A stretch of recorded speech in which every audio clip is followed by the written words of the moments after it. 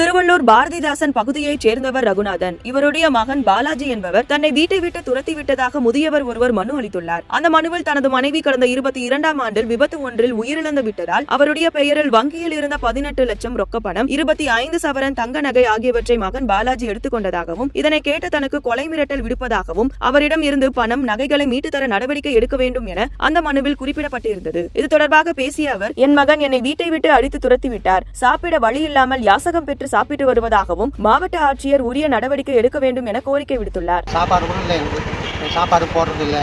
மாமனார், மருமக, மச்சாங்காரெலாம் சேர்ந்து அடிச்சு சேர்த்துட்டாங்க. போர் கூட போகிறதில்லை. நாங்கள் எங்கள் வீராங்க வந்து டிக்கெட் சாப்பிட்றோம். கஷ்டப்பட்டு சம்பாதிச்ச பொருள் நிறைய இடம் எல்லாம் பத்திரம்லாம் இருக்குது லாக்கரில். எல்லாத்தையும் பார்த்துக்கின்னு வெளியே விட்டு சேர்த்துக்கிறாங்க. எனக்கு ஒரு பிடி சோறு கிடையாது. நான் வீராக போகிறேன் டிக்கெட் சாப்பிட்றேன். நான் என்ன பண்ணுறது? அதனால தான் கலெக்டர் வந்துக்கிறேன். வீட்டுக்கு மறுபடி கேட்டுக்கிறேன்.